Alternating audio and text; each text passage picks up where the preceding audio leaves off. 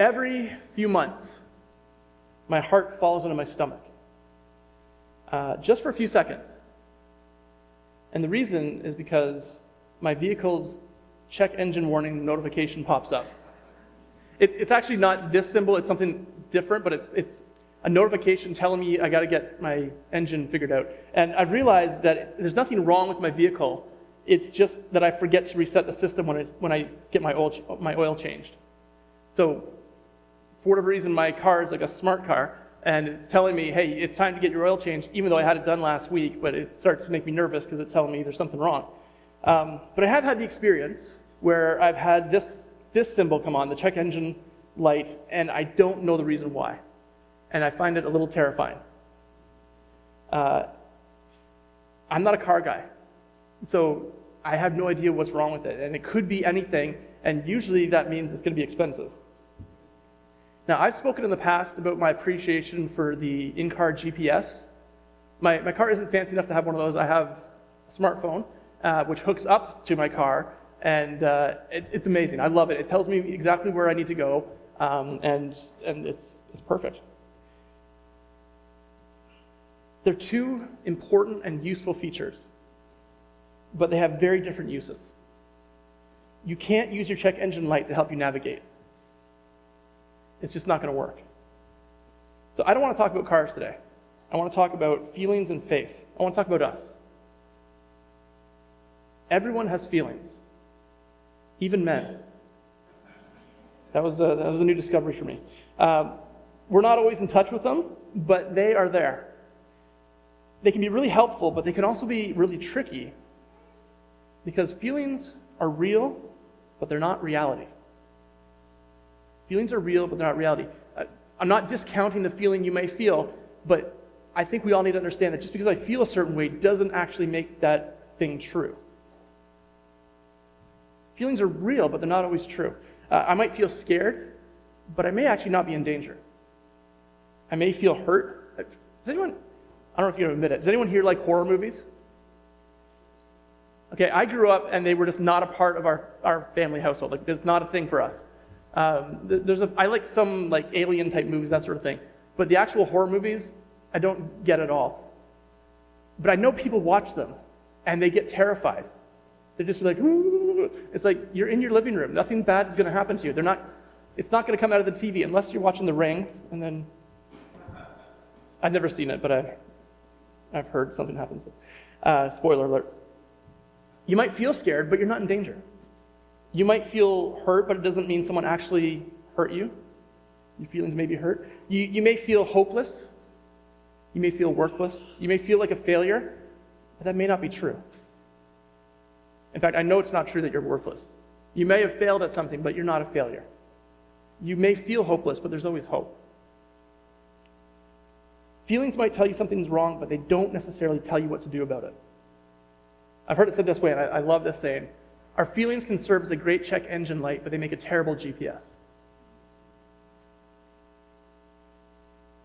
So today's big idea is that you need to let your faith overrule your feelings. You need to let your faith overrule your feelings. Our lives must be determined by our faith in God rather than our feelings, because our feelings are going to get us in all kinds of trouble. If you just follow your feelings, you hear some people say, follow your heart. But the Bible tells us your heart is desperately wicked, so don't do that. Follow your faith. Let your faith inform your actions more than your feelings. Again, not that feelings are bad. Feelings can be good, they can be helpful, they can help us understand that we need to make changes or need directions. They might guide us a little bit in the right direction, but our faith has to overrule our feelings no matter what. We're doing a series called Lost and Found. Finding Jesus in the wilderness. We are talking about the 40 years the Israelites spent in the wilderness, wandering, the wilderness of Sinai. And it wasn't supposed to be that long. And today we're going to find out why. Some of us grew up on these stories. I know I did. I remember being a little kid and going to Sunday school and hearing these stories, hearing my parents teach these stories. Thing about it is that when we hear these stories, when we read the stories in the book, you will never see his name written down there, but in each of these stories we heard as kids, Jesus is present. In every single one of these stories, Jesus is present. So the question is, where do we find Jesus in the wilderness? If you have a Bible or a smart device, you can turn to Numbers chapter 13. We're actually going to go through Numbers 13 and 14. Some of you who grew up in the church are going to be very familiar with this story. Now the Lord said to Moses, "Send out men to explore the land of Canaan." And I kind of got caught on these words this week as I was studying this. Because of what comes next, I thought, why did the Lord tell Moses to send? Why? It seems like God was behind this whole thing. So why did He do it? And it'll make sense what I'm talking about in a minute. But why did God tell Moses to do this? And some of the commentaries I read said that it wasn't God's idea, but the people. We find out later on it was the people who wanted Moses to do this. So God told him how to go about doing it. Now, what is it? Send out men to explore the land of Canaan, the land I'm giving to the Israelites. Send one leader from each of the 12 ancestral tribes. Now, this should not have had to happen. God has led Israel out of Egypt, out of slavery, took them to Mount Sinai, taught them who He wants them to be. He said, these are the kind of people I want you to be. These are the laws I want you to follow. Now go into the land I'm giving you, the land I promised to your ancestors like 400 or 500 years ago. And they should have just gone. They should have said, for sure. We saw what you've done in the past. We know that you can do it in the future. But the people said, no, we want to make sure. So right from the beginning, we see that there was a lack of faith. So Moses did as the Lord commanded him. He sent out 12 men, all tribal leaders of Israel, from their camp in the wilderness of Paran. They were basically being sent on a reconnaissance mission. And I'm not a military person. I'm not with the army. I've never done anything like that. But I feel like these are some of the coolest guys. Maybe I'm wrong. Maybe you can tell me otherwise. But these are the guys who go in ahead of the rest of the troops and they sort of spy out the land. They get the information to bring it back. And I think it's a huge honor for these men. So these were the tribes and the names of their leaders. And I'm going to go through these. Reuben, from the tribe of Reuben, Shammua, son of Zakur. From the tribe of Simeon, Shaphat, son of Hori. From Judah, Caleb, son of Jephunneh. From Issachar, Igal, son of Joseph. From Ephraim, Hoshea, son of Nun, also known as Joshua. From Benjamin, Palti, son of Raphu. From Zebulun, Gadiel, son of Sodi. From Manasseh, son of Joseph. From the tribe of Manasseh, who was the son of Joseph, was Gadi, son of Susi. From Dan, Amiel, son of Gamali. From Asher, Sethur, son of Michael. From Naphtali, Nebai, son of Bophsi. And from Gad, Gil, son of Maki. So we can just stop there, because I think that's all really meaningful, and it's really going to edify you just hearing those names. Sometimes you wonder why stuff is in the Bible, but again, I think this is a way of honoring these people who had the courage to step forward, but we're going to find out that not all of them are really all that honorable. But these are the names of the men Moses sent out to explore the land. Moses called Hoshea, son of Nun, by the name Joshua. So the name Hoshea means salvation. So when his parents were naming him, they had high expectations for this guy. We're going to name you salvation. But Moses said, I'm going to call you Joshua, which means the Lord is our salvation. So Moses renames Joshua in the way that we should understand it best. So Moses gave the men these instructions as he sent them out to explore the land. Go north through the Negev into the hill country. See what the land is like and find out whether the people living there are strong or weak, few or many. See what kind of land they live in. Is it good or bad? Do their towns have walls, or are they unprotected like open camps? Is the soil fertile or poor?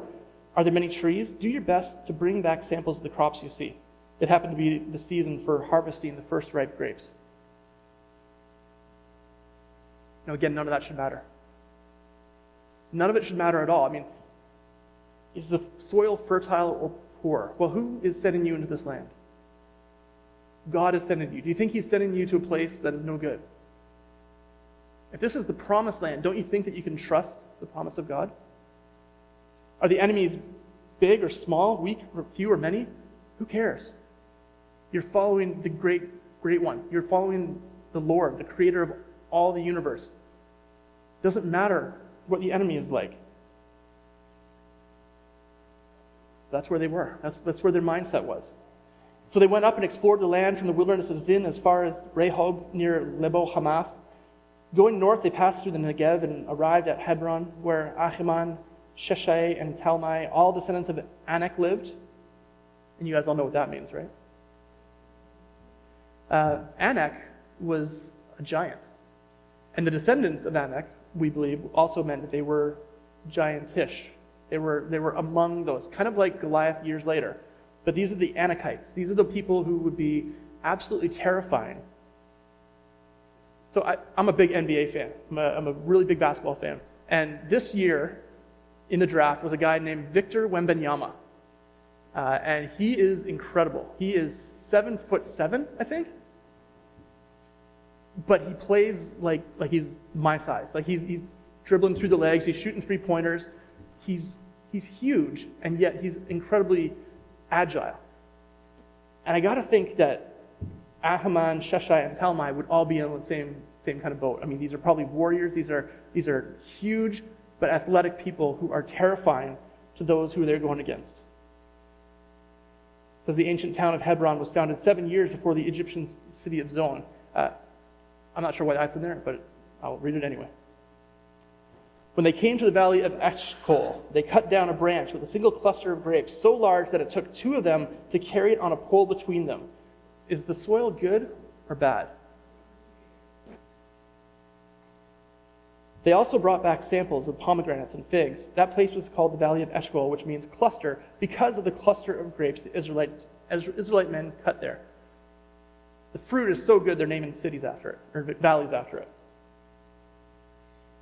So they go and do this, and then they come back. After exploring the land for 40 days, the men return to Moses, Aaron, and the whole community of Israel at Kadesh in the wilderness of Paran. They reported to the whole community what they had seen and showed them the fruit that they had taken from the land. And how do you think the people responded? This was the report to Moses. We got some good news, we got some bad news. We entered the land you sent us to explore. It is indeed a bountiful country, a land flowing with milk and honey. Of course it is, because God is sending you there. Here is the kind of fruit it produces. But the people living there are powerful, and their towns are large and fortified. We even saw giants there, the descendants of Anak. The Amalekites live in the Negev, and the Hittites, the Jebusites, the Amorites live in the hill country. The Canaanites live along the coast of the Mediterranean Sea and along the Jordan Valley. In other words, there is definitely some good, but, oh man, we are laying it on thick about the bad. If there was nobody else there, this would be awesome, but it is scary because of who else is there. But Caleb tried to quiet the people as they stood before Moses. Let's go at once to take the land. We can certainly conquer them. I think of Caleb, I think of Gimli from Lord of the Rings. You know, it's just like we can take them, let's go! Like, go in there, we'll count them as we kill them. Caleb is willing to stand up. I mean, he can sort of see what's happening here. The other spies are saying, it's really scary, it's too scary, and Caleb's saying, look at the grapes. I mean, let's go. We got God on our side. Who can stand against us? Now, it's not just Caleb, as we'll find out in a minute, but it's definitely against the majority. But the other men who had explored the land with him disagreed. We can't go up against them. They're stronger than we are. So they spread this bad report about the land among the Israelites. The land we traveled through and explored will devour anyone who goes to live there. All the people we saw were huge. We even saw giants there, the descendants of Anak. Next to them, we felt like grasshoppers, and that's what they thought too. What do you think's leading right now? Their feelings or their faith? I mean, their feelings are legitimate. They're real. They feel scared, but it's not reality. I mean, the land isn't literally devouring people. It's not like everyone they saw were huge. But no matter what, they're showing a lack of faith. So Numbers 14 starts by saying, then the whole community began weeping aloud, and they cried all night. Their voices rose in a great chorus of protest against Moses and Aaron. If only we had died in Egypt, or even here in the wilderness, they complained. And at this point, up till now, I usually say, well, I can sort of understand where the Israelites are coming from. If they're thirsty, dying of thirst, they haven't drank anything in 3 days, I'd be the same way. If you're hungry and you haven't eaten in weeks, I'd feel the same way. But it's about this point in the story where I just get sick of them. It's one thing to complain and say it's scary, how come we have to go and fight these people? But if only we had died in Egypt, how would that be better?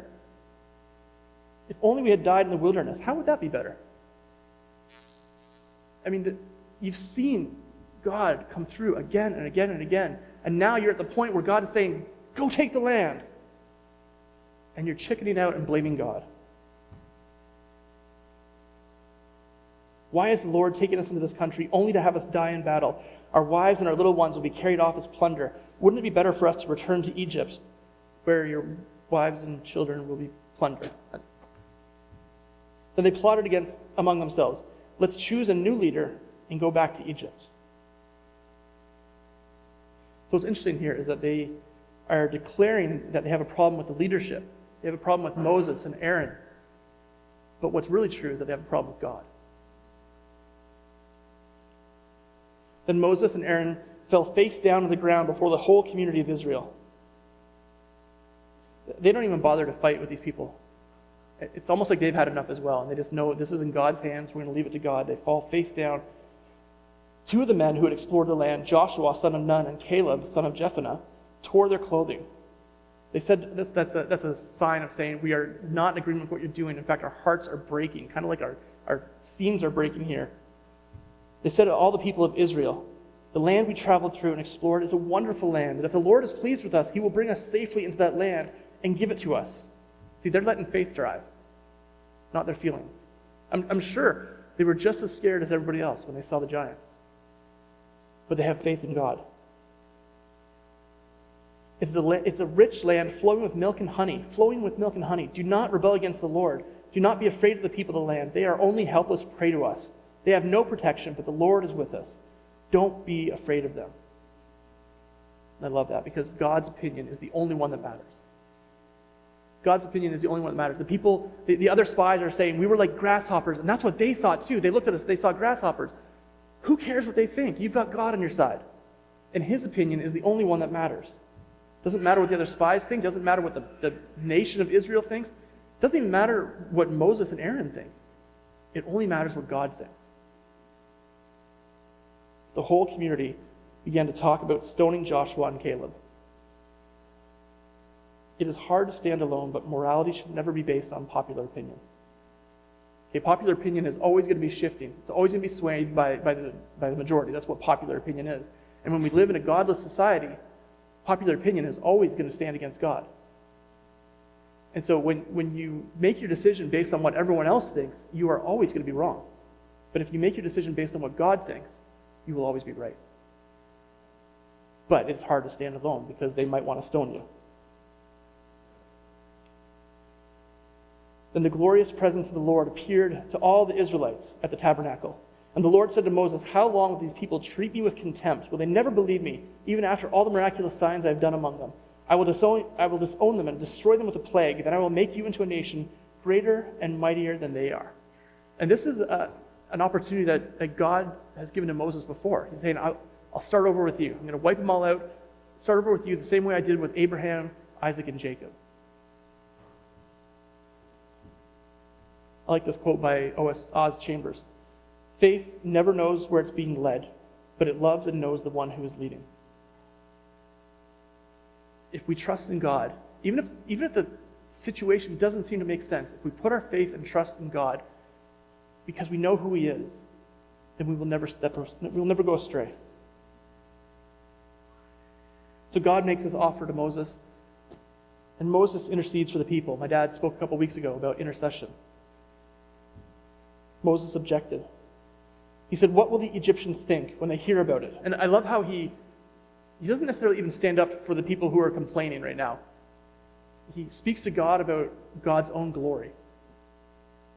What will the Egyptians think when they hear about it? He asked the Lord. They know full well the power you displayed in rescuing your people from Egypt. Now, if you destroy them, the Egyptians will send a report to the inhabitants of this land who have already heard that you live among your people. They know, Lord, that you have appeared to your people face to face and that your pillar of cloud hovers over them. They know that you go before them in the pillar of cloud by day and the pillar of fire by night.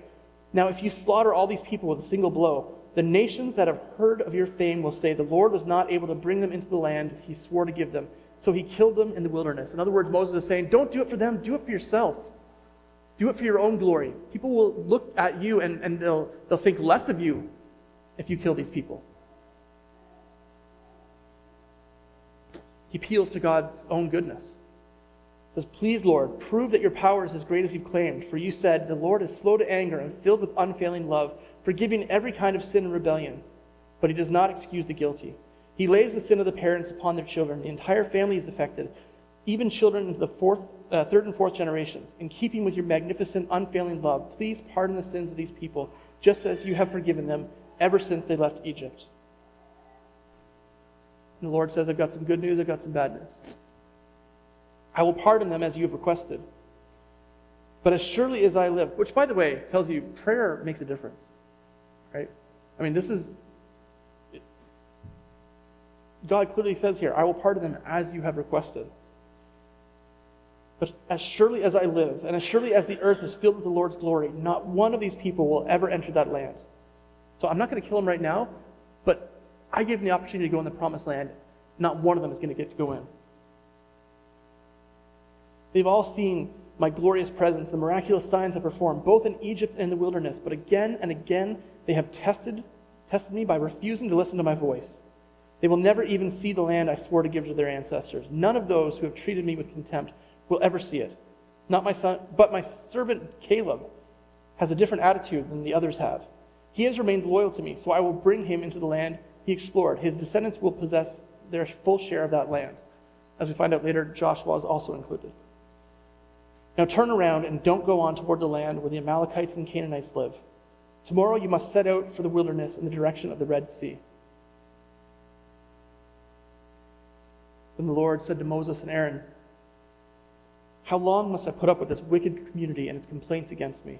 Yes, I've heard the complaints the Israelites are making against me. Now tell them this, as surely as I live, declares the Lord, I will do to you the very things I heard you say. In other words, you didn't have faith in me, you thought certain things were going to happen?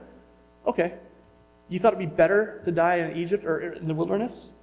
Okay. You will all drop dead in this wilderness because you complained against me. Every one of you who is 20 years old or older and was included in the registration will die. You will not enter and occupy the land I swore to give you.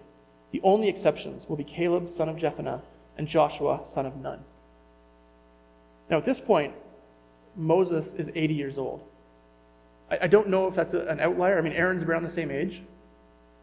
Miriam as well. I'm guessing a few of them are that old. But now every other person who's living there has an expiry date. And imagine if you're like one of the last ones alive. And all these people who were under 20 at the time of this are looking at you like, when are you going to die so we can go into the promised land?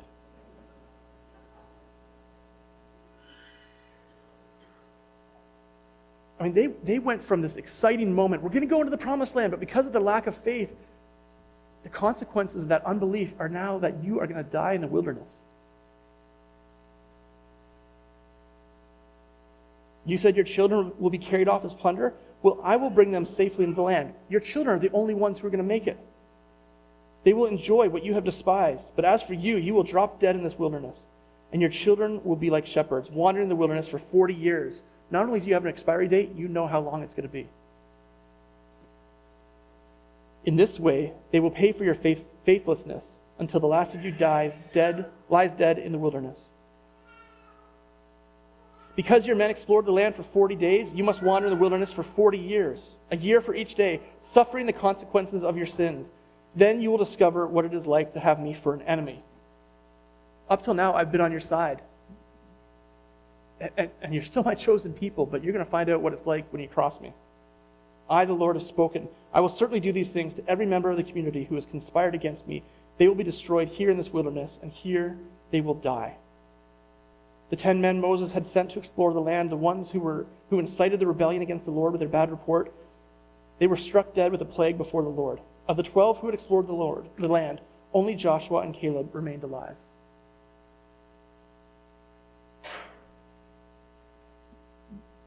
There are consequences to a lack of faith, and they can be deadly. Last week, I said any attempt to approach God on our own terms will be deadly.